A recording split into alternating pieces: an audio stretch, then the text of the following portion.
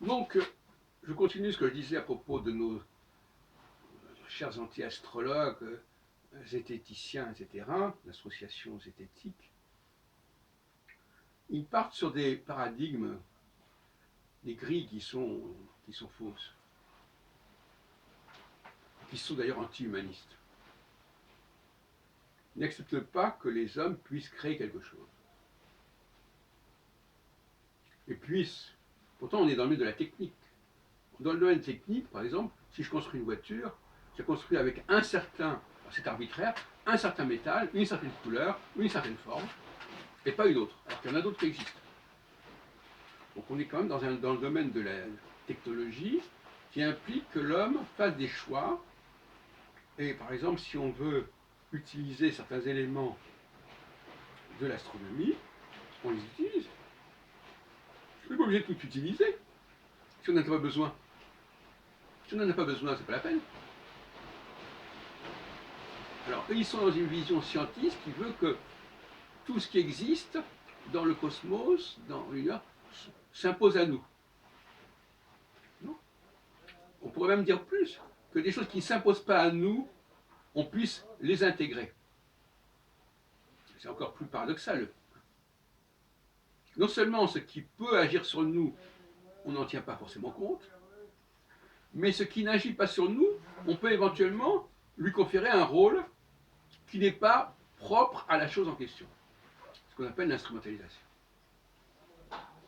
Alors arrêtons de nous parler d'une vision globale et universelle de Dieu, ou une vision globale et universelle de l'astronomie-astrologie, et revenons à des choses plus raisonnables, avec un certain des différentes formes d'humanité, pas seulement la nôtre d'ailleurs, qui créent un certain nombre de choses, qui produisent et qui fabriquent un certain nombre de choses, avec les moyens du bord, ce qu'on connaît à une certaine époque, et ça fonctionne.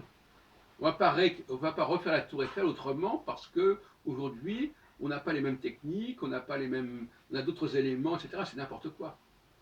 Donc c'est complètement anti-historique. Et c'est une idée sur laquelle l'homme ne peut rien créer. Hein. La seule chose qui peut exister réellement, c'est ce que la nature a fabriqué. Et la nature, elle doit être prise dans sa globalité.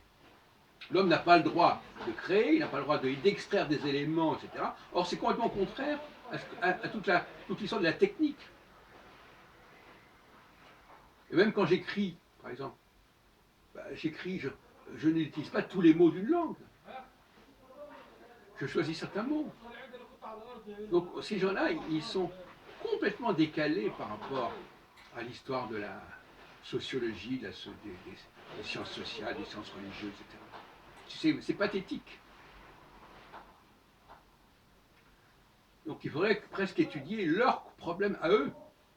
Leur problème à eux, c'est de croire que il y a l'universel, et donc si je crois à l'universel, il faut que tout colle avec cet universel.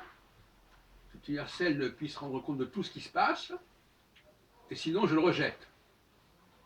Mais ils ne peuvent pas imaginer un Dieu qui ne soit pas forcément omniscient, une astrologie qui ne soit pas forcément omnisciente.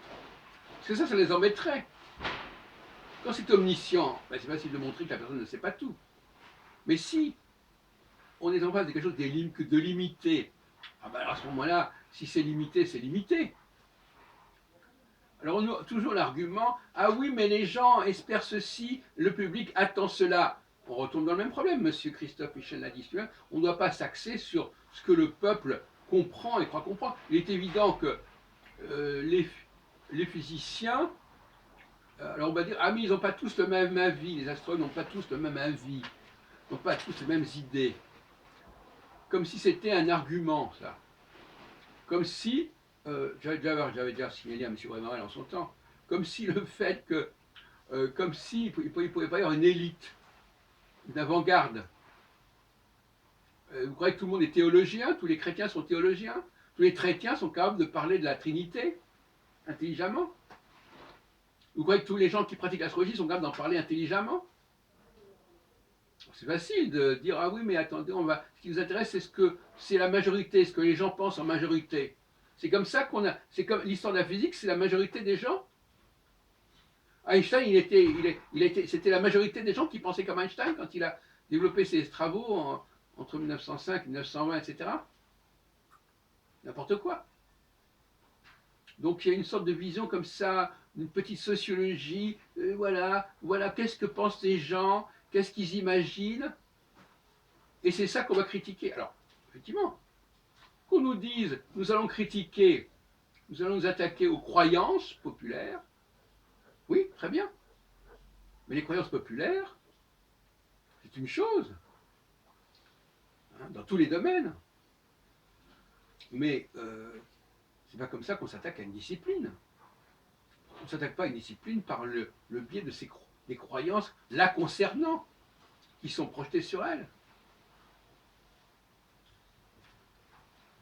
Alors pourquoi ils font comme ça? Pourquoi est-ce qu'ils ont ce point aveugle? Ils ne veulent pas reconnaître qu'il y a des chercheurs, qu'il y a des gens qui sont plus capables que d'autres de parler de certains domaines. Et au lieu d'interroger ces gens-là, ils demandent ce que les gens pensent en général, ce que les gens croient en général, ce que les clients croient en général. C'est de la malhonnêteté intellectuelle.